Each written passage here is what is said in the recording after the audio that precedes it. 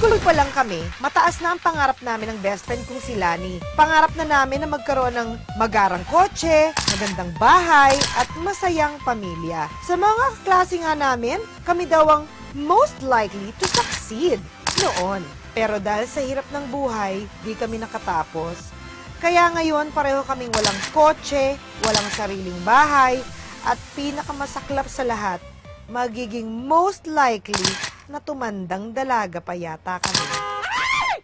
Ano ba yan? Anak naman ng tupad, makabusina. Kala mo, anak ng langit. Oh my gosh! Kayo pala yung picture sa car ko. Diane Vicencio, Melanie De Vera. Right? Don't you guys remember me? I'm Ashley.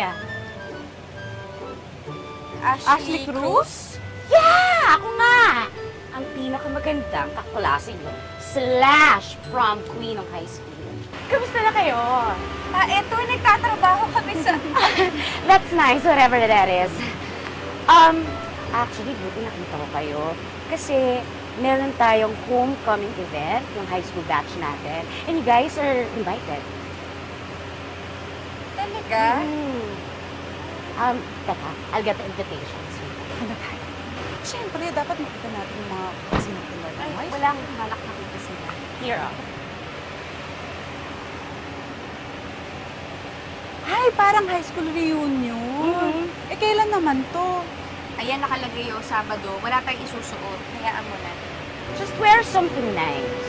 Formal event yan, ha? Actually, okay na yung mga suot niyo, eh. Mukha kayong papuntang homecoming dance. Joke lang kayo. Anyway, I have to go. May shopping pa akong tatapusin. And I'm sure meron naman kayong job na importante pupuntahan, right? Bye. Hindi namin maitago ni Lani ang pagkapahiya namin, Dear Uge, nang makita namin ang dati naming kaklase na si Ashley. At ang mas malaking problema pa ay may reunion pa pala kami. Hindi tuloy kami magkasundo kung pupunta ba kami o hindi. Huwag na tayong pumunta dahil mangliliit lang tayo doon. I'm sure magpapayabangan lang yung mga kaklase natin.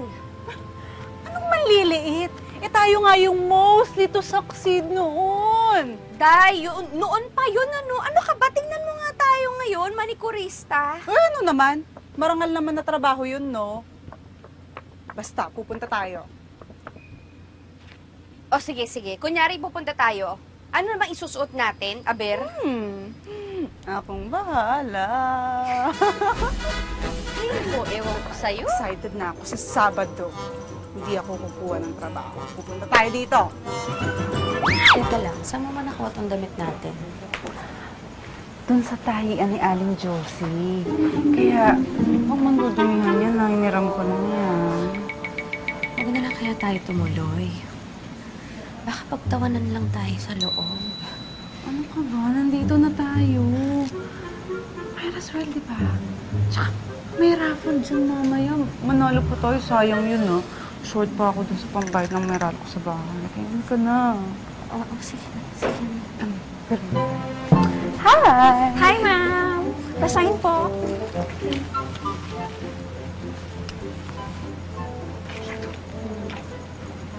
Tinatanong. Occupation daw. Ano lalagay natin? Ano pa, ilagay mo man kurista. Huwag naman yun. Bakit? Ano na lang?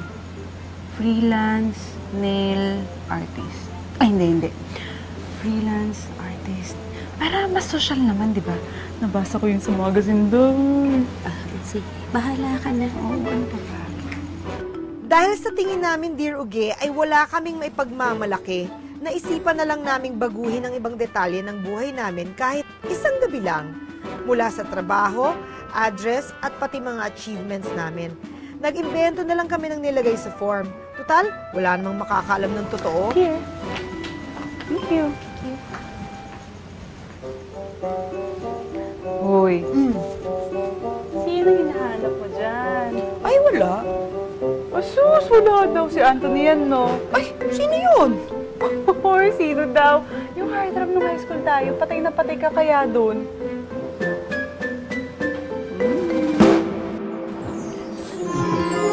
Ay, napanood yung basketball. Ha? Eric, di ba? Para nga pala sa'yo. Yan.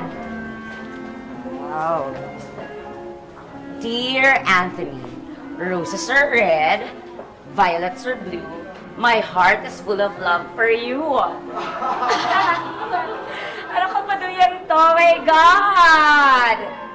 Alam mo, dapat, feeling ko, roses are red, violets are blue. Pag minahal mo ko, anak natin bingkwago. Padoy. Excuse me.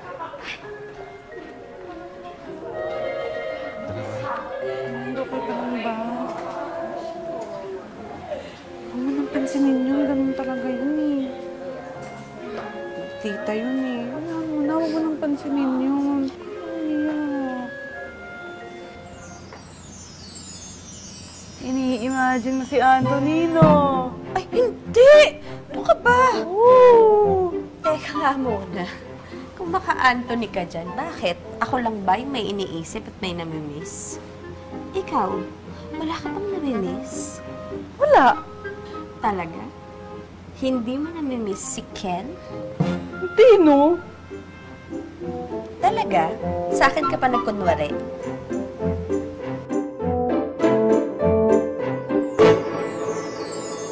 Nakakagangat din tayo dyan. Huwag ka na umiyak. Sira yung beauty natin. Lani, ginawa ko para sa'yo. Oh, ito. Punasan mo nga yung sipon mo. Kamang ito mo. Nakakahiya. Ano yan? Ay, naku, friend. Grabe ka. Napaka-harsh mo kaya kay Ken nun. Hindi ah. Eh kasi naman, siya kaya yung pinakamabait talaga nung high school. Isipin mo, sa dinami-dami ko nang naging boyfriend ha, bumabalik pa rin talaga ako dun sa realization na siya yung pinakamabait. So ano, te? In love ka niyan, ganon. In love na agad? Sinabi ko lang mabait? Pwede ba? Talaga lang, ah. O ano? Ready ka na? Ready na.